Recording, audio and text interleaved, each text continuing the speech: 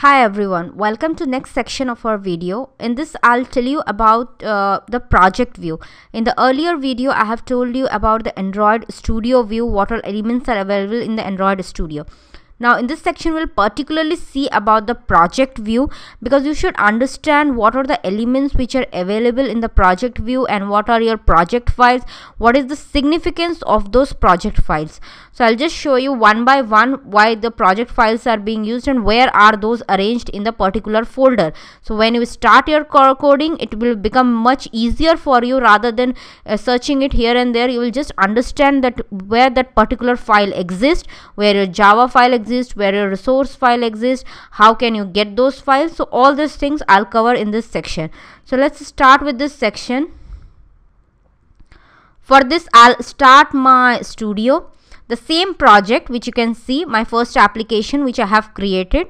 So in this I'll discuss in this section only this portion which I told you earlier, this one, the project view. This complete section is known as the project view, this one, the left hand corner. So what the project view is, like I have told you in the earlier video, like you can files associated with the projects are found in the project view, and you can change the view type from the drop down menu by selecting the view type of your choice, like the project, Android, or like this. This I have already shown you. So by default, as I mentioned earlier also, the project view with Android tab is enabled by default and displays a hierarchy of most commonly used file in the Android application. So the project view under Android tab is a flattened structure of the project, and it represents the project hierarchy under the Gradle scripts. The Gradle script is nothing but your guild script which you'll execute after running your app, during running your app. So you have to keep in mind that this Gradle basically automates the building, testing and publishing and deployment of your application. So every time you develop your code, everything, so this Gradle scripts will help you to automate the building, testing and publishing your app. So as you can see in this view, the project module is presented as the app folder. Here you can see this is project module is a app folder where the main application code is present. So if I expand this, so this is the collapse form. If I expand this, you can see three subfolders are present, like manifest, Java and resources, REST folders. So what is the significance of all this folder?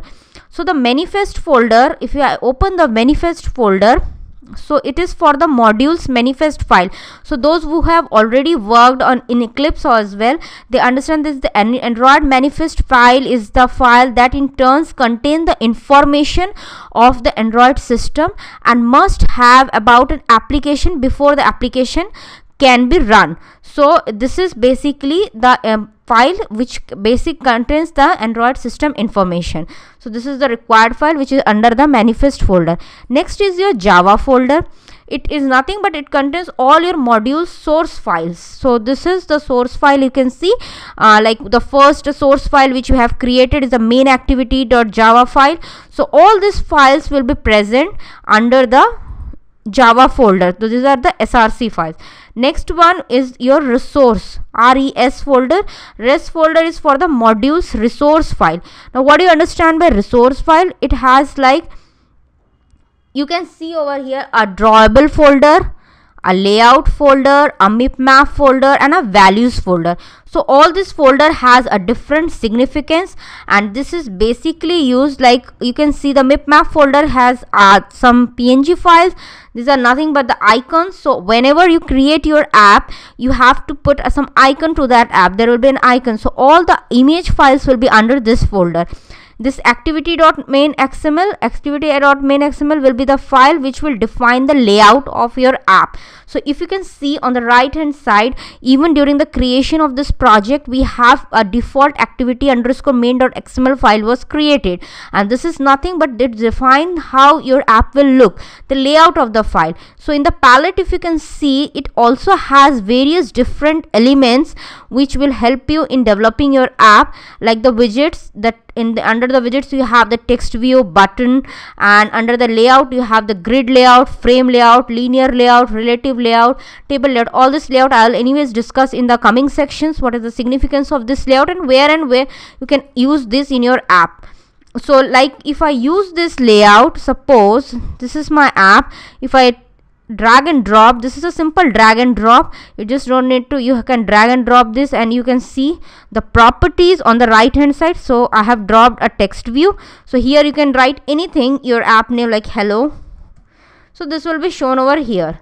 This is how it looks. You can drag a checkbox over here, so a checkbox will be there, you can see this is the checkbox. You can drag a radio button over here. So these are the different options which are available under the layout XML files. So here you can see, this will anyways discuss in our coming sections. So these are also present under the layout folders. Next is your values folder. Under the values folder you will see some color.xml file.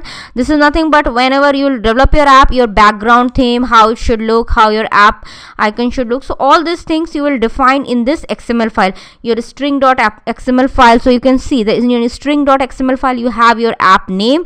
So from here you can change the app in future. If you want to give it some other name, you can do it from here. So in the string.xml file also you have many things to do. Next is the styles.xml. Styles.xml also have different theme elements which you can change it from here.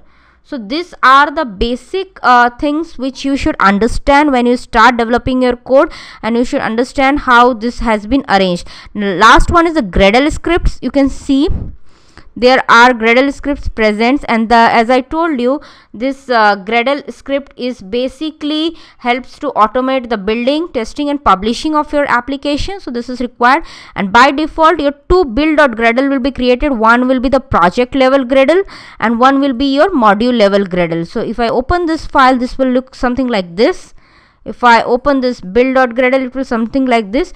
If you want to understand, in the build.gradle module app, whatever versions you have selected, if you remember, like in my previous video I have shown you, during the creation of this first application I have selected the minimum SDK version as 15 and the maximum I will do as a 25, which is the Nougat phones, for Nougat phones. So this is the API target SDK version, this is the minimum. So this all information will be present in your build.gradle file. So this is something you should understand. One more thing, in activity_main.xml file, the layout file, this one was the design view. If you want to see it as a text view, the code is present over here. So generally when we will do our app development, we will make changes to the text view rather than doing it in the design view, because it is more convenient to do it over here. So I have completed almost everything in the project views. In the next section I'll show you some tips how you can work in the Android Studio. So thank you, and let's begin the next section.